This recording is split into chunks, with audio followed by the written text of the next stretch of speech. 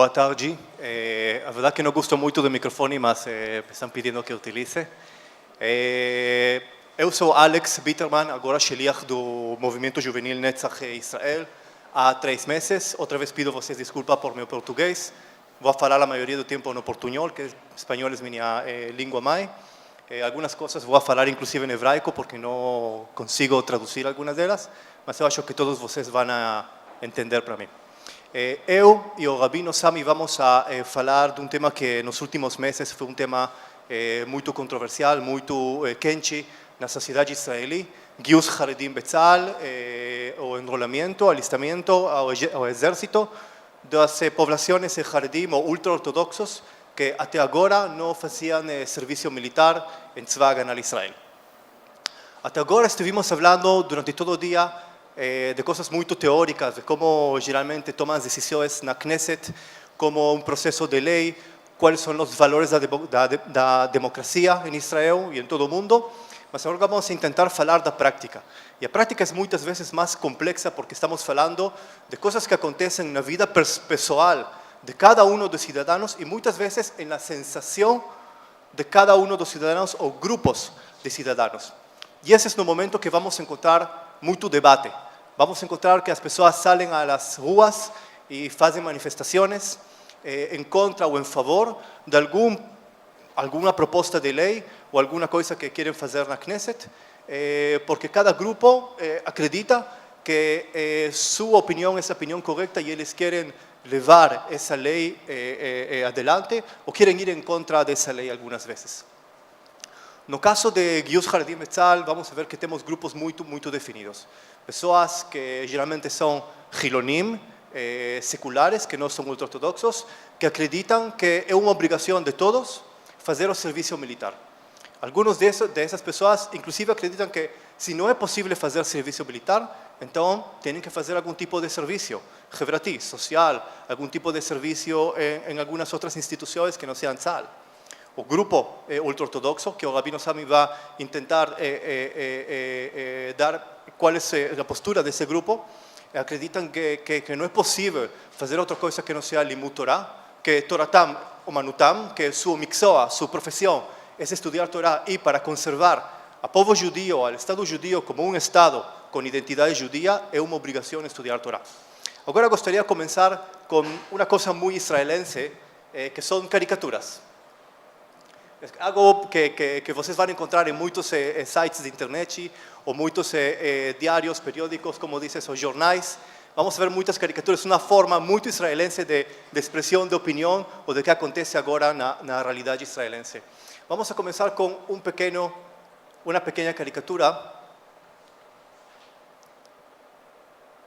ברוח חג פורים שעבר לא מזמן, de Purim, que vemos a uma família, pai que é קצין בצה"ל, oficial em Tzal, que está indo com seu filho a na festa de Purim com fantasia de Haredi, de ortodoxo, pai Haredi que seu filho ortodoxo está com fantasia de Hayal Betzal, e os dois pais ao mesmo tempo estão dizendo, lembre filho mío que sou uma fantasia, que isso não vai ser realidade.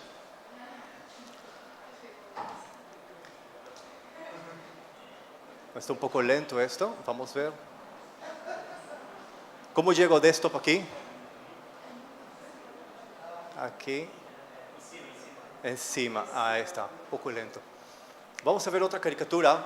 Não consigo ver muito mais. Expressa como um grupo de pessoas acreditam que os Hayalim, que eles têm que levar o peso da sociedade, ou o netel, מה שנקרא בעברית, como dizem netel em onus? O onus da sociedade estão levando, como geralmente levam a um ferido no exército, a uma pessoa Haredi. Tipo de expressão também. Vamos ver que existe algum tipo de crítica também de como é possível que estemos falando agora de fazer sanções para tanto levar presos, levar a cárcel a Haredim que não querem fazer serviço militar e ao mesmo tempo estamos liberando palestinos, como dicen en hebraico, im dama y la yadaim, con sangue nas manos. ¿Cómo es posible que estemos hablando de meter judíos a prisión, mas estamos liberando también a palestinos criminales? Vamos a ver que los dos diferentes grupos, los Hayalim, y los Haredim van a recibir críticas de otros grupos con la misma narrativa, que están diciendo, por ejemplo, acá en la caricatura, ustedes son unos bárbaros, parásitos, cuando van a terminar de gastar todo dinero del Estado, comiencen a hacer algo importante para su Estado y para la paz del Estado. O Hayal está recibiendo críticas de una persona pro-Palestina, o Haredí está recibiendo críticas de una persona que no sé cómo identificarla, pero es una persona israelense común que está pidiendo para que haga el servicio militar. Vamos a ver que en el momento de enrolamiento, cuando están llegando al alistamiento a Tzal, muchas de las personas Haredim acreditan que para ellos todo nuestro Makor, Talmud, Torah, para ellos es la verdadera arma. Él está diciendo, aproveché y vine con mi arma para el enrolamiento. Y es verdad, algunas de las personas acreditan que esa es la arma correcta para mantener un Estado judaico. Vamos a ver que muchas veces van a sentir que el gobierno o la justicia israelense está intentando sacar de ellos por todo tipo de propósitos, más está tratando de sacar de ellos de su lugar que desde su punto de vista ellos colaboran para la sociedad israelense. Vamos a ver de que existe mucha crítica que a pesar que vamos a hacer leyes para enlistar a los Haredim, al final ellos van a enlistar solo por un día es posible y después van a continuar su vida y muchas cosas acontecen como esas, que llegan a la oficina de Lishkat HaGiyus para enrolar, para enlistar al ejército y al final ellos no hacen servicio militar. Vamos a ver, esto es un poco más cómico más, como inclusive Ahmad Tibi, un Haver Knesset árabe que vimos en el vídeo en el comienzo del día, está haciendo un plan con los Haredim para atacar a la oficina de enlistamiento del ejército.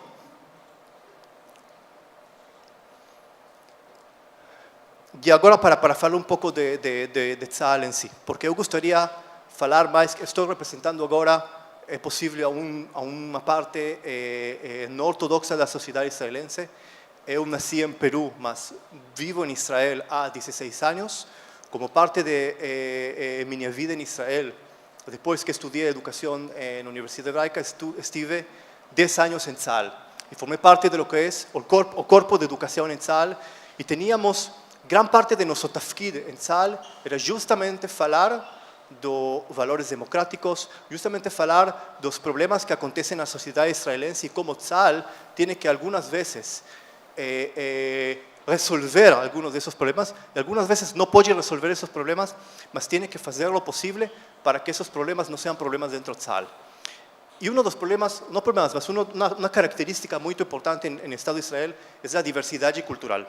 La diversidad de ideas que muchas personas, inclusive Bnei Miutim, inclusive personas que no son judías, hacen servicio militar, inclusive los drusos, no sé si ustedes conocen, tienen un nivel más alto de enlistamiento a Tzal, más alto que la población judaica. Tenemos Bnei Miutim, tenemos Olim de Etiopía, de Brit HaMoatzot, de antigua Unión Soviética, tenemos Olim de todas partes del mundo, tenemos personas con problemas de adaptación al ejército y también tenemos una corriente que está comenzando a Litgayes, entrar al ejército, que son los Haredim, algunos de ellos ainda están en contra de esa decisión, mas queremos ver en mi sueño, yo quiero ver a un Tzal que permite a todas las culturas, tanto a un Haredi, tanto a un Ben Miutim, a un árabe, a una persona árabe, que los dos están diciendo, nos vamos a encontrar en la cafetería después de que hacemos nuestra tefila. Y Tzal hoy permite una diversidad cultural muy grande, permite un Hofesh Bituy Dati, una libertad de expresión religiosa, tanto para los judíos y todas sus corrientes, y tanto para otras religiones. ¿Qué acontece ahora? Que Tzal no estaba formado de una forma en que podía recibir a una gran cantidad de personas ultraortodoxas, porque ellas no hacían servicio militar por Hoktal. Tzal ahora tiene todas las posibilidades para permitir a esas personas tener una vida plenamente religiosa, de poder continuar estudiando Torah, de poder estar en unidades que no tienen contacto con mujeres, porque algunos de ellos dicen que no pueden estar en contacto con mujeres. Tenemos ahora tres planes, tres tochniot importantes que ellos pueden hacer en Tzal para permitirles ser completamente, plenamente religiosos. El Nahal Haredi, que es una unidad de combate, que pertenece a la Hativat Kfir, a una brigada llamada Kfir, que son una unidad de combate que ellos pueden estar sozinhos, só com homens.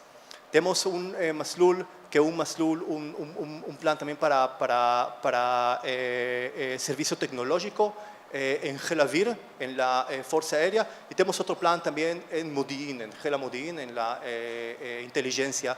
Y tenemos más planes para hacer, inclusive en la última unidad donde servía, en la división número 80, en el sur, querían hacer una brigada de ultraortodoxos para cuidar todo el límite o la frontera con Jordania. Entonces, estoy diciendo ahora, si tenemos las condiciones, si tenemos la oportunidad de que los religiosos, como no tenían antes, puedan hacer servicio militar, entonces, ¿por qué vemos ainda toda esa itnagdut? ¿Cómo dice itnagdut? ¿Cómo? Oposición de parte de los Haredim. Vemos que, como parte básica de la democracia, seguimos hablando hoy que parte básica de los valores democráticos en una sociedad son tzedek, justicia, shivyon, igualdad.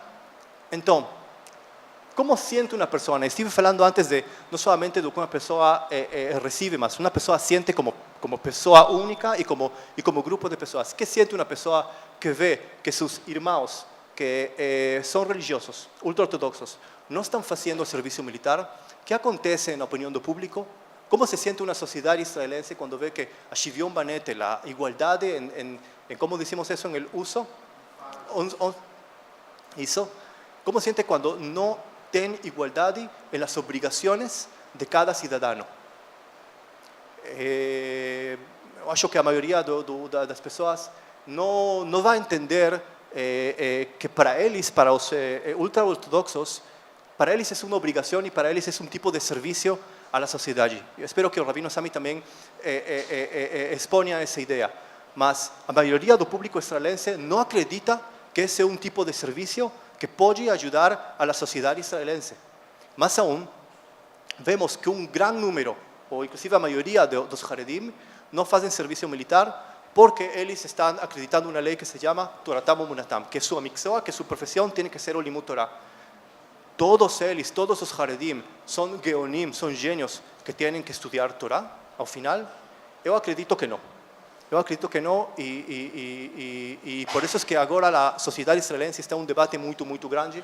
Vemos manifestaciones tanto del lado de los Haredim, que están ainda diciendo que no quieren entrar al ejército, y tanto como los Gilonim o no ultraortodoxos están diciendo que, acreditando que tienen que hacer algún tipo de servicio para tener una sociedad justa y con igualdad.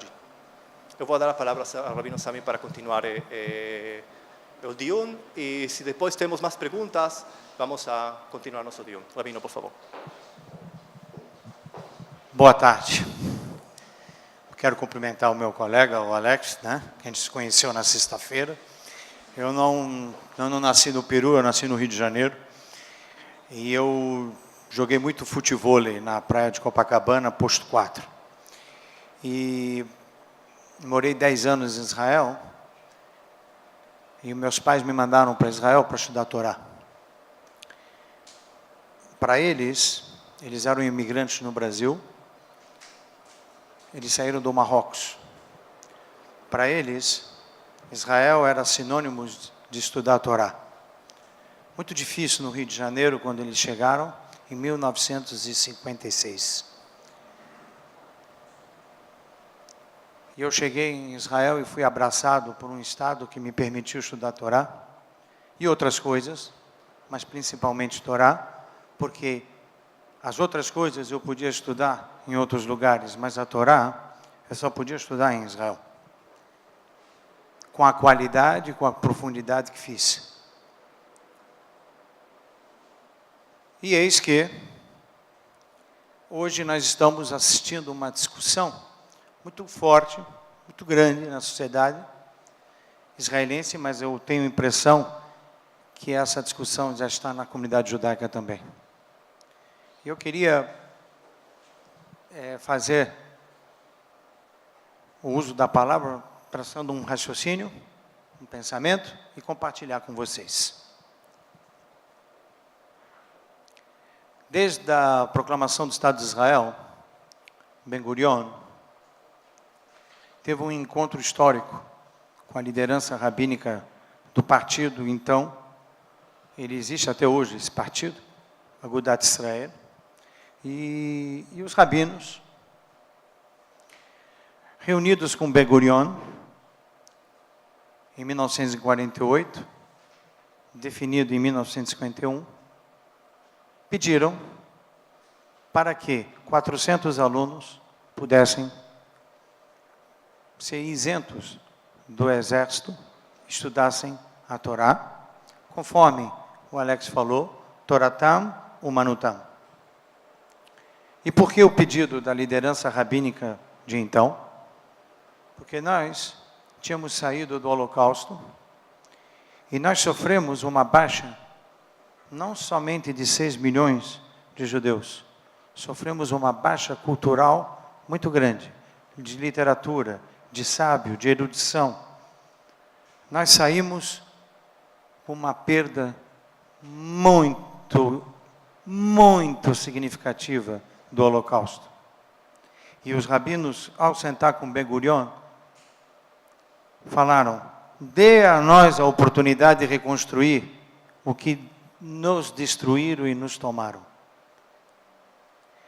Eu queria que vocês imaginassem essa cena no túnel do tempo.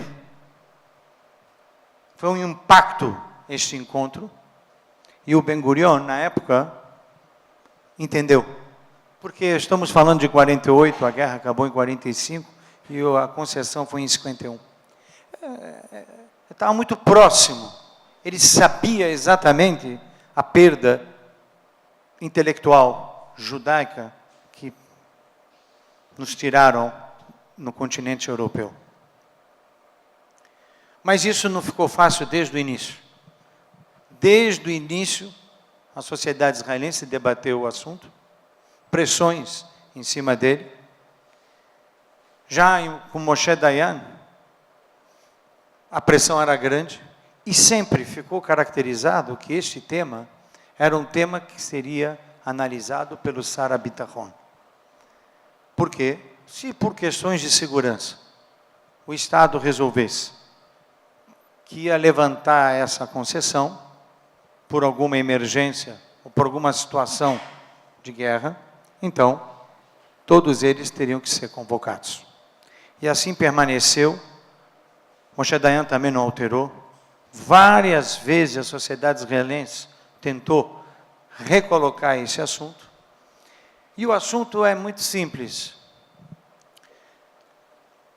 É papel do Estado de Israel a manutenção da erudição judaica ou não? É papel do Estado de Israel mantê-los ou não?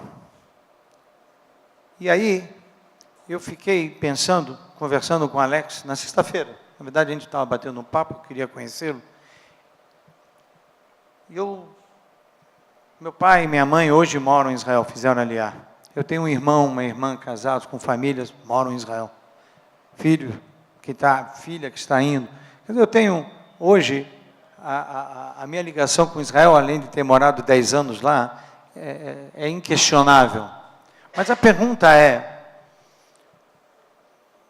estamos no caminho correto? E isso, eu vim aqui trazer o outro lado da moeda. Eu penso que, sob o ponto de vista Shivyon Banetel, como está se propagando hoje na sociedade israelense, eu acho que nós, mesmo como um povo, não estamos entendendo a importância da erudição judaica no sentido de garantir a uma pequena parcela do povo que se dedique ao estudo, porque aquele que pesquisa, seja em qualquer área do saber, inclusive a área judaica, o benefício à sociedade é enorme. Para vocês terem uma ideia, os rabinos que se formaram em Israel, recentemente, perdemos um dos maiores nomes da literatura rabínica, que é o Rav Ovadia Yosef. Nós tivemos no sepultamento deste rabino quase 1 milhão de pessoas, todo o primeiro escalão do governo, o segundo escalão do governo, do Knesset, da sociedade, religiosos, não religiosos, uma coisa incrível. Mas ele foi produto de Israel. Ele foi muito, ele veio do Egito, do Iraque, muito pequenininho. Ele cresceu em Israel. Quem produziu aquele monge intelectual rabínico foi o Estado. E pessoas como eles estão sendo produzidos. E a contribuição são seus livros, são seus discípulos. E essa é a questão que, ao meu ver, precisa ficar melhor equacionado. Eu também concordo que nem todos serão gênios. Também concordo que nem todos podem ser artistas, nem todos podem ser jogador de futebol. Existem várias cotas hoje para isentar o exército de Israel. Mas a discussão hoje é a pessoa que estuda a Torá, Toratam Umanutam, fere o respeito ao Estado, fere o respeito ao homem, fere este valor de igualdade, de ônus. Será? E aí eu fiquei pensando na própria fonte judaica. Quando desde o nascedouro da nação, a tribo de Levi não ia para o exército. Shevet Levi não ia para Tzavá. E nem por isso, na época, se desenvolveu no seio da nação, por que vocês não vão para Tzavá e eu vou para Tzavá? Porque o povo entendeu que a missão da tribo de Levi era garantir a identidade judaica do povo. E assim convivemos com isso ao longo dos nossos belos anos de história, na qual sentamos nas escolas para estudar. Aliás, belos anos de história do Tanar, que nos levam àquela terra. A tribo de Levi não ia para Tzavá. Porém, se tivesse uma guerra, Moshe Rabbeinu ia para Tzavá, a tribo de Levi ia para Tzavá, todos levantavam e iam para Tzavá. Então, eu acho que no mundo ortodoxo, hoje, não há dúvida que se o ministro da Defesa convocar, todos vão, inclusive os rabinos irão. Sobre isso não temos discussão. A discussão é agora. A discussão é a erudição judaica presta serviço à sociedade ou não? Eu acho que isso precisa ficar mais claro na sociedade israelense. Não está claro. Talvez não está claro porque houve um exagero do número de pessoas que optaram por este caminho. Pode ser. Ou não está claro por outras razões que podem ser políticas. Queremos um Estado laico e não queremos um Estado religioso. É possível. Mas essa é uma discussão que no seu conteúdo merece uma atenção. No século XII,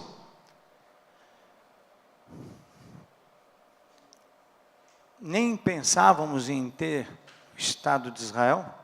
Maimônides escreveu que todos aqueles que transformam o estudo da Torá na sua profissão, ou seja, pesquisador de estudo de Torá, são considerados os Leviim da época. Maimônides escreveu isso. Então, quando eu olho hoje jovens que optam em estudar a Torá de verdade, e eu conheci essas pessoas, eu não estou falando de teoria, eu sentei nessas poltronas. Eu sentei. Eu troquei a praia de Ipanema para estudar a Torá. Eu troquei isso. Eu vi pessoas que estudam muito. E olho para eles e vejo hoje onde eles estão, o que eles fazem, o que eles escreveram. São pessoas que fazem contribuição, sim. A pergunta, vamos tirar eles? É uma pergunta. Será que não enxergamos essas pessoas fazendo contribuições ao povo? E eu termino também dizendo o seguinte, para a gente pensar juntos.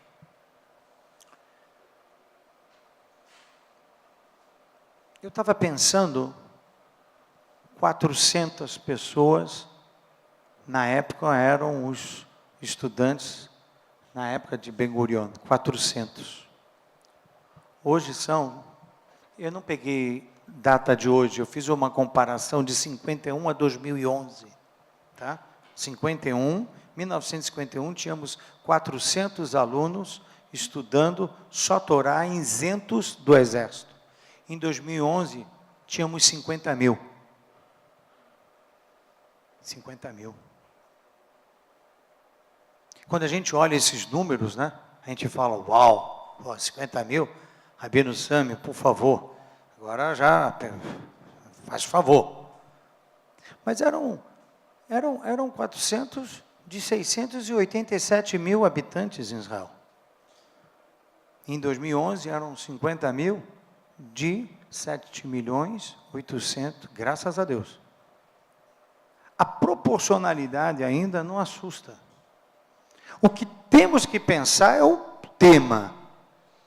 O estudo da Torá é importante ou não? E do lado ortodoxo, posso dizer a vocês, maior responsabilidade de deixar nas fileiras dos 50 mil apenas as pessoas que realmente estudam e transformam o estudo em pesquisa que beneficia a sociedade. Porque, como eu sentei lá, eu também posso dizer que vi muita gente tomando café e atendendo telefone. Essas pessoas têm mais que ir para o exército. E é óbvio que os religiosos já vão ao exército. Então, a discussão hoje na sociedade é essa. Dizer, Toratam Umanutam continua ou não? E parece, pela condução, se retira a Toratam Umanutam. Se questiona esse conceito que foi tão importante para reconstruir o que perdemos na Europa, para reconstruir a nossa própria identidade. Tão importante, está se questionando. Então, me parece que precisa, eu acredito muito que o Estado de Israel, através dos seus partidos, vão encontrar um meio termo para ajustar esta questão. Tenho absoluta certeza que é lá que nós vamos ajustar essa questão. Acho que tem que ter maior responsabilidade do mundo ortodoxo para selecionar melhor as pessoas que vão permanecer, caso o Estado entenda que sim, e acreditar também que todos esses avanços que o Exército hoje já fez de flexibilizar a ida do judeu ortodoxo, se deve pelos debates e a discussão. Eu prefiro ir para Israel debater esse assunto do que ficar no Brasil, né, estudando Torá. Sobre isso eu não tenho dúvida. Tá? Muito obrigado.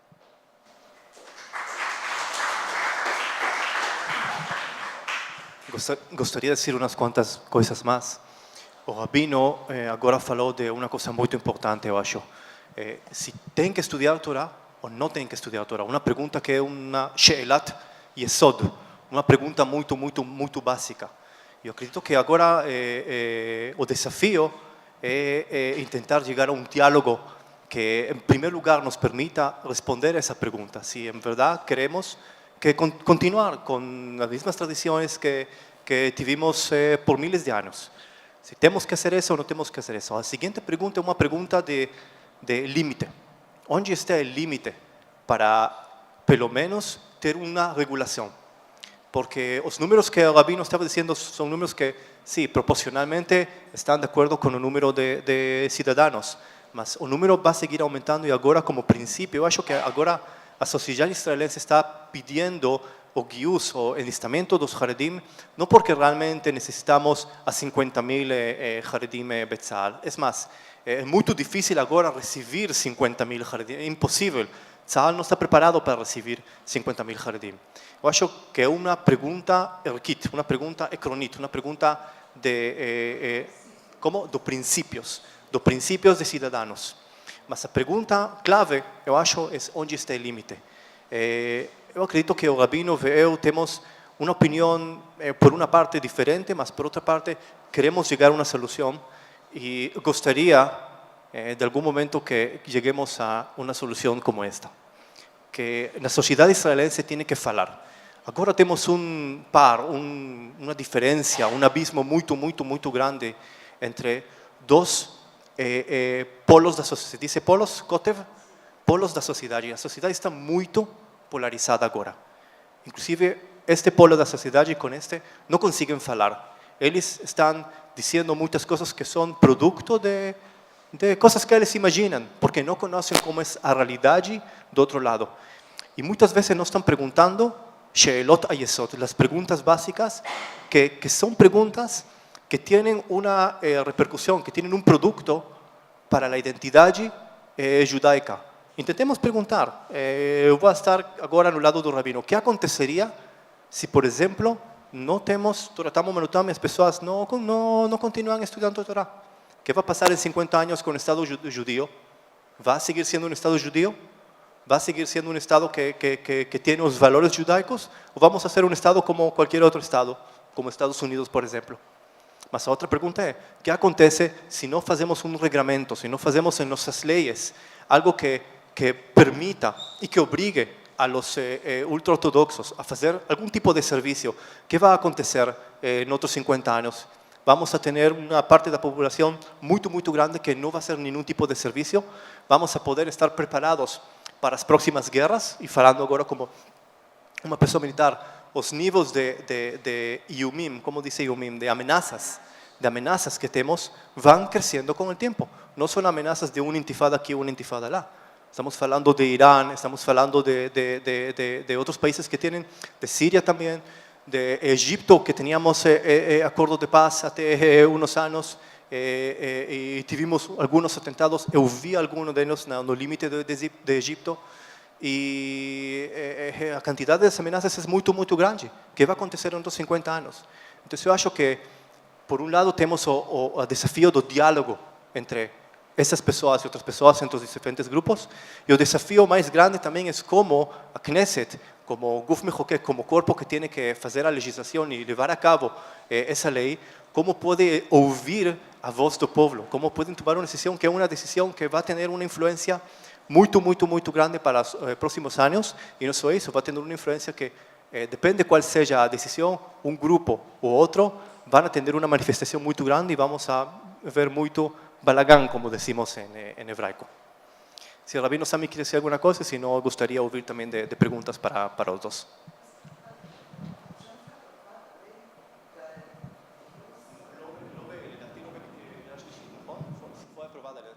Ainda não foi aprovada. Eu acho que seria interessante passar para vocês mesmo, mas é assim, eu volto a dizer, eu estava em Israel recentemente, e uma pessoa falou, a continuar assim, né, eu mando meus alunos para estudar nos Estados Unidos Torá. Eu fiquei louco com isso. Fiquei louco. Eu prefiro estar em Israel discutindo esse assunto. E eu estive em outro lugar, falando algo semelhante que falei agora, e alguém me falou, levantou a mão e perguntou, mas o senhor é sionista? Eu falei, sou, mas o senhor está se opondo. Eu falei, mas a oposição e situação fazem parte, né, do que nós chamamos de democracia. Eu tenho toda a tranquilidade de discordar, por enquanto, como está sendo conduzido o tema, e não me considerar aqui uma pessoa que não é sionista, muito pelo contrário. Então, eu sou totalmente contra a proposta de, bom, então vamos procurar um lugar para estudar a Torá melhor. Não, o lugar para estudar a Torá é em Israel, ponto. E nós temos que discutir que isso seja um valor que não contradiza o Estado e também não contradiz o valor de respeito ao homem, muito pelo contrário.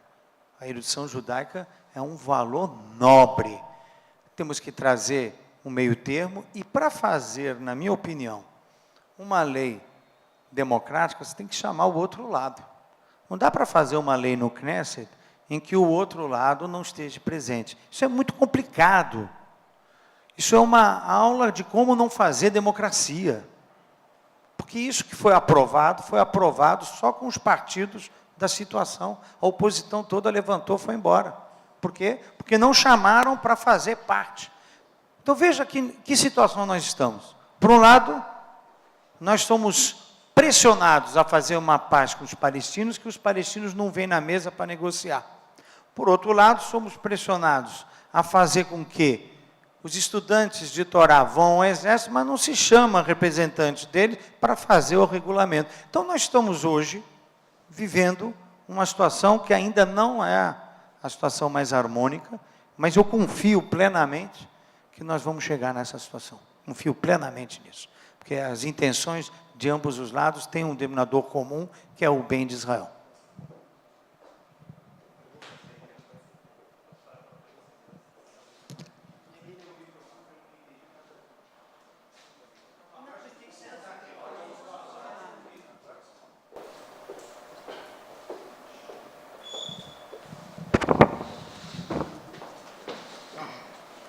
Acho que é para o Rabino, então, a pergunta.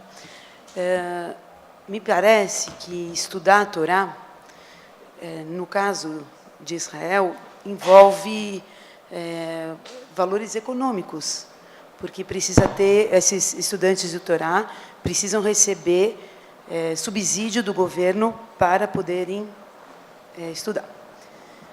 Se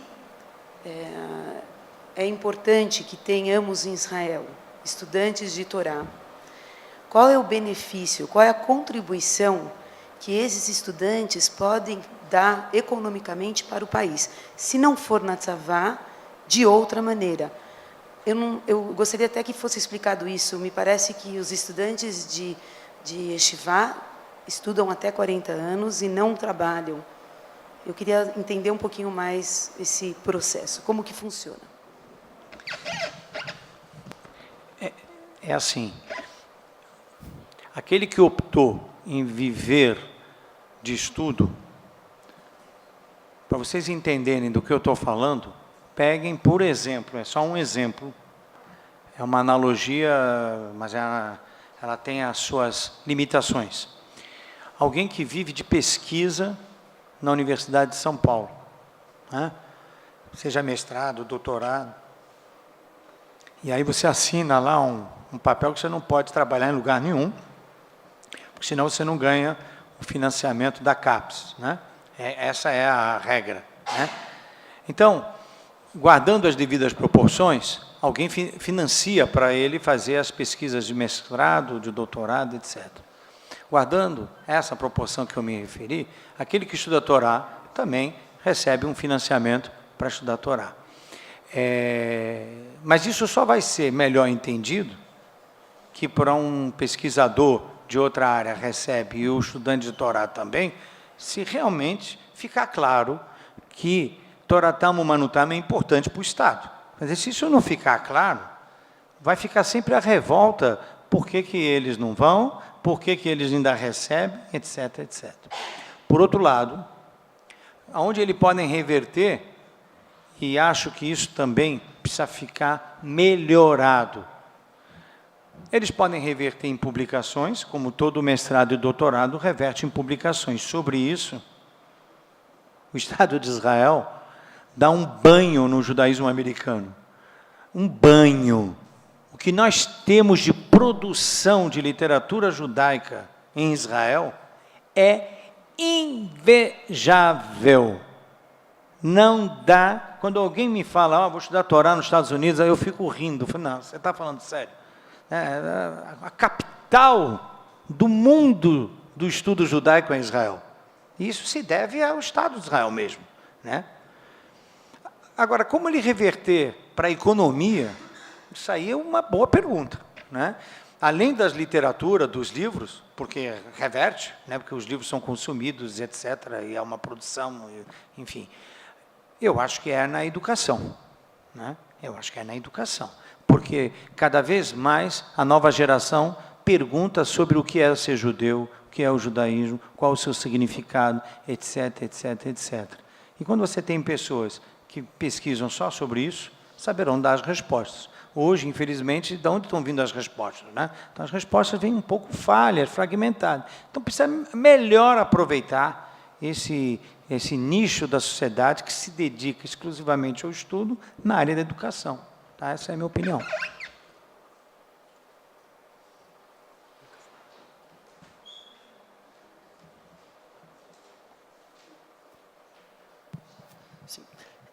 Eu tenho, na verdade, eu queria pedir mais dados para os dois. Assim, primeiro, para o Alexandre, que parece ter mais, mas para o Rabino, se ele souber dados também, qual a capacidade de absorção desses religiosos, seja no exército ou no Sherut Leumi, nos serviços sociais? Porque, enfim, eu fico curioso para saber como um contingente de 50 mil pessoas vai ser absorvida de uma vez só. São algumas considerações também. Rabino, sobre o que você falou, eu queria colocar um questionamento e pedir para você, às vezes, esclarecer mais, porque uma imagem que você tem muito comum da comunidade Haredi em Israel é que ela é separada da sociedade. Ela, até em termos ideológicos, ela é fundada sobre, nessa ideia de você ter que se fechar para poder manter as tradições. E a minha pergunta é, primeiro, essa diferenciação entre a contribuição intelectual do religioso para qualquer outra área do saber, eu não sei, eu queria que você se colocasse mais como isso, porque eu não vejo diferença entre o religioso que está na yeshiva o dia inteiro estudando e o cara que, depois do exército, foi para yeshiva, foi para a faculdade e está estudando economia, direito, administração e vai contribuir igualmente para a sociedade com aquele estudo aprofundado. E também você tem também a questão do serviço junto com o yeshiva, me fugiu o nome agora. Enfim... Oi? Yeshivot Esder. Yeshivot Esder. Que você concilia. Então, eu não vejo por que você tem que fazer essa diferenciação, porque o cara que quer estudar religião, ele tem esse direito de começar logo depois que ele sai da escola, e o cara que igualmente vai contribuir para a sociedade em outras áreas, ele tem que passar pelo exército, ou seja, essa diferença, e depois começar a estudar. Então, eu concordo que o estudo religioso ele é uma contribuição, mas é uma diferença que, a priori, não faz sentido você diferenciar o tempo que ele pode começar. Você tem exemplos de rabinos que saíram de Yeshivot Esder, que são igualmente eruditos e que, depois do exército, continuaram a estudar a vida inteira deles, só que começaram 3 anos depois, assim como qualquer pessoa que for fazer a universidade em Israel. Então, a minha pergunta é sobre essa diferenciação, e em específico quanto à comunidade religiosa, a questão do exército seria uma oportunidade, foi falado aqui de manhã, desses religiosos terem um contato com toda a sociedade israelense, que o exército seria aquele ponto de encontro. Porque uma crítica que se tem muito à produção acadêmica é dela ser descolada da realidade. Né? O acadêmico que se fecha na sua sala e vai lendo os livros, e vai reproduzindo um sistema lógico que não tem utilidade prática, porque ele não se corresponde à realidade. E a visão que eu tenho, pode ser às vezes por preconceito, e por favor, se for, eu espero que você esclareça, assim, é uma visão comum que se tem da sociedade Haredi, é que ela produz só para a sociedade Haredi. Porque são comunidades fechadas, que não buscam ter essa interdisciplinariedade de entender as nuances de uma sociedade moderna. Pelo contrário, eles se fecham, eles fazem uma absorção seletiva da modernidade e não dão respostas, pelo menos pelo contato que eu tive, pelas discussões que eu tive, a questões de uma sociedade moderna, de valores, como na Israel ocidental, eles não se comunicam. Então, é uma produção acadêmica que, a meu ver, e, de novo, pode ser algo que é um contato superficial com esse mundo, não se comunica com a sociedade israelense inteira, e sim só com os Haredim, que levam aquele jeito de vida que é diferente do todo da sociedade israelense. Aí vem aquela imagem de Meacharim, ou dos bairros religiosos que mal sequer pagam impostos, que não passam os serviços públicos porque eles não pagam impostos. Então, eu queria um panorama da sociedade Haredi. Eu não me vem à cabeça algum bairro mais integrado, ou alguma comunidade mais integrada à sociedade israelense como um todo, que pudesse contribuir, dar respostas da religião aos problemas atuais e modernos da sociedade. É isso.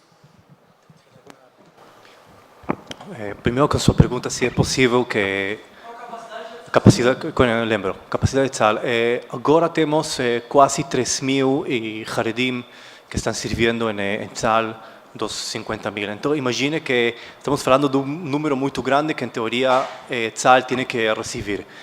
Agora, é impossível que todos os 50.000, ou quase 50.000, façam serviço militar em Tzal. Não temos infraestrutura, não temos sítio para todos, não temos tafkidim, não temos suficientes maslulim, programas que podem permitir para eles. Mas temos desenvolvimento no assunto.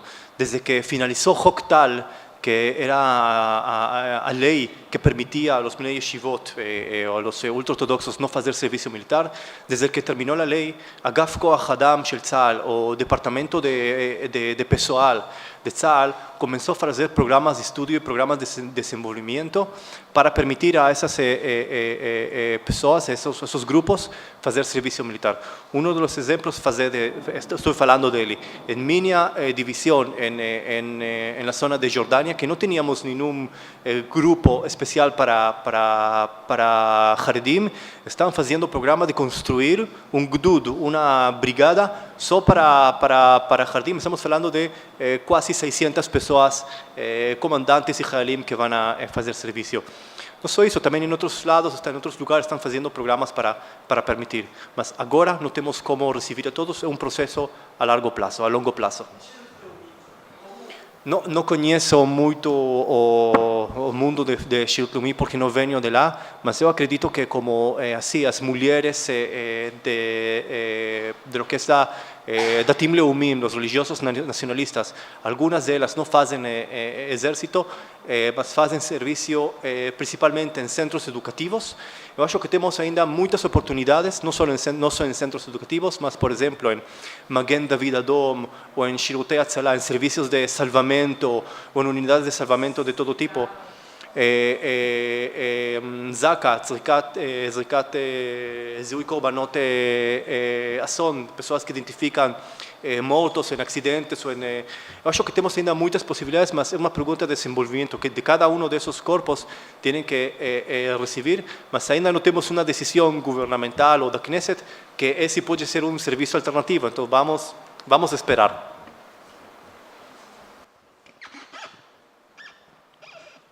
De novo, eu vou pegar o evento que ocorreu este ano com o falecimento do Rav Ovadia Yosef. Quase 1 milhão de pessoas no sepultamento. Maior contribuição que este homem fez ao Estado de Israel ficou representado no dia do sepultamento. Shimon Peres estava lá, Bibi Netanyahu estava lá, toda a executiva, do legislativo, o que você possa imaginar do exército. Perguntas e mais perguntas foram feitas para este homem, desde do que ele pensava sobre operações militares, como Anteb, etc., até a negociação envolvendo o soldado Gilad Shalit. Tudo este homem participou. Para não falar ainda de funcionamento de tecnologia no Shabbat, Yom Kippur, exército, se o soldado está liberado. Esses e outros homens levam 1 milhão pessoas. Qualquer outro, em qualquer área do saber, que fez contribuições significativas também a Israel, tem o nosso respeito. A pergunta é se isso está claro. Espera aí, a pergunta é se isso está claro. Me parece que não, da forma como está sendo conduzida. Da forma que está sendo conduzida, parece que não. Segundo, nós temos um problema, e aí é um problema que por isso que eu acho que tem que chamar o outro lado para conversar. O problema é o seguinte, esses rabinos, ao falar com Ben-Gurion, e qualquer um que já esteve em Israel testemunha isso, o Estado de Israel, através desses sábios, primeiro o Estado de Israel formou os sábios, segundo, cada cidade destruída na Polônia virou uma yeshivá com 4.000 alunos. Ponovitch era uma cidade na Polônia, virou um centro rabínico de 4.000 alunos. Solovodka, outros 3.000. E Mir, outros 4.000. E por aí vai. Temos um problema. Se era para ressuscitar o que perdemos, graças ao bom Deus, ressuscitamos.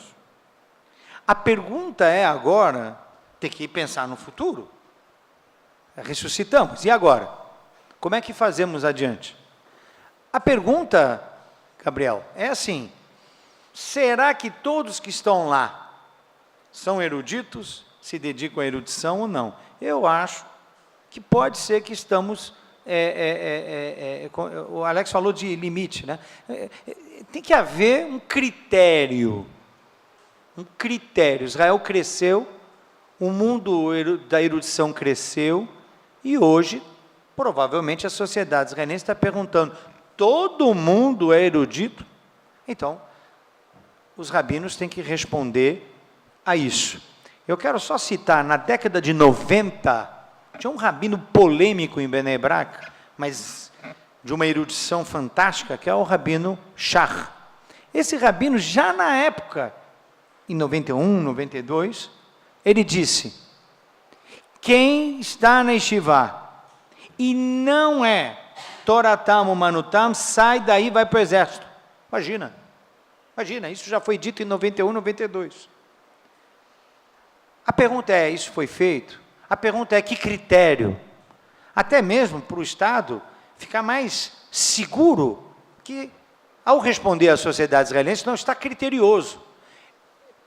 Me parece que isso está faltando. Agora, você tem toda a razão, tem uma parte do mundo ortodoxo, como tem também uma parte do mundo laico, Hiloni, o que for, que são extremos. Aí, de extremos a gente não tem conversa, né? Tem a turma que está lá em Meacharim, que dispensa meus comentários, como tem uma turma que anda de bicicleta em dia de Yom Kippur, faz passeio nacional em Israel com bicicleta. Então, tem extremo para um lado e tem aqueles que queimam bandeira de Israel.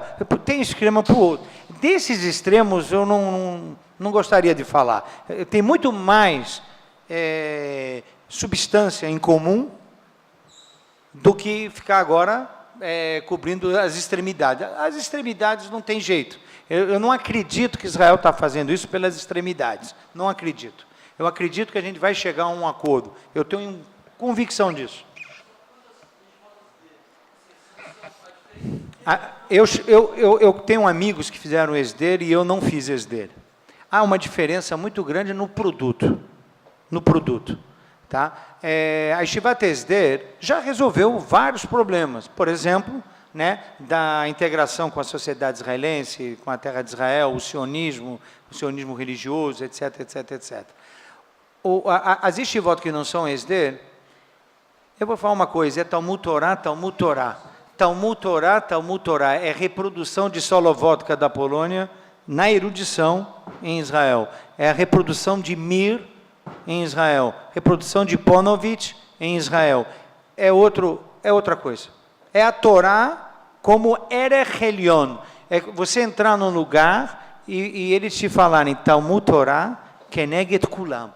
Todas as mitzvot da Torá não se equiparem ao estudo da Torá. E o pessoal lá estuda Talmud 12 horas por dia, sem exagero. Eu vi, testemunhei. Estudam. Agora, tem gente tomando café. E agora também celular. Tal. Esses não. Esses tem que tirar para fora. Esses aí, como o Rav Shach já falou na década de 90, me permito a falar, eles estão até atrapalhando e talvez provocando toda essa reação que estão tendo na sociedade israelense, e com razão. Para essa turma ficar tomando café dentro de uma yeshiva, não. Tira eles de lá que está atrapalhando. Aliás, o Rav Shach usou um termo, Din Rodef Aleem. Pode ir lá e tirar ele na marra. Se o rabino sabe que você tem uma pessoa dessa dentro da yeshiva, é para você tirar ele de lá. Ele está atrapalhando. Oi, boa tarde, Rabino Sami e Alexandre. Eu queria fazer duas reflexões, eu acho. A primeira é a seguinte: eu acho que a discussão ela perpassa pelo sentido de cidadania que se dá em Israel, porque ao mesmo tempo em que se tem direitos, tem deveres. Então, eu acho que a discussão ela necessariamente envolve essa igualdade formal e igualdade material entre os cidadãos. Então, ao passo que um israelense secular tem que suportar esse fardo, ele acha, de certo modo, injusto injusto com ele e com os outros cidadãos que fazem parte desse grupo, que o religioso ele não sirva.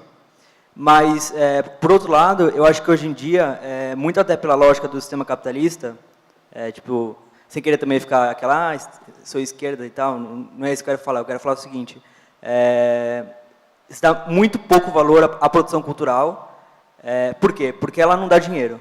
Ela não dá dinheiro, a pesquisa em geral, até aqui no Brasil, você vai nas universidades, então eu acho que os dois grandes valores que estão em jogo é a cultura versus a economia, o que isso vai reverter no futuro do Estado de Israel.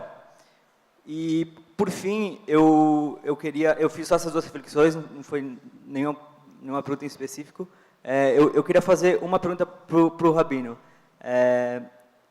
O senhor disse que, assim, esse Rabino que, enfim, morreu e teve 1 milhão de pessoas no enterro, ele foi um produto de Israel. Mas eu realmente eu quero ouvir do senhor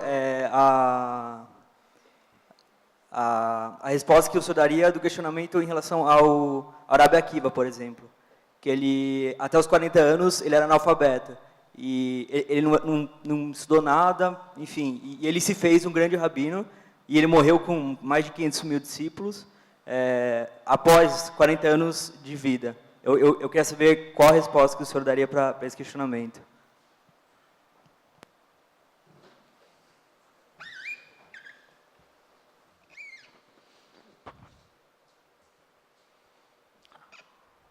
Olha, você citou o Rabi Akiva, mas me permita ir por Rabi Yochanan ben Zakkai, porque estamos falando de ocupação romana. Hoje a história judaica está de acordo.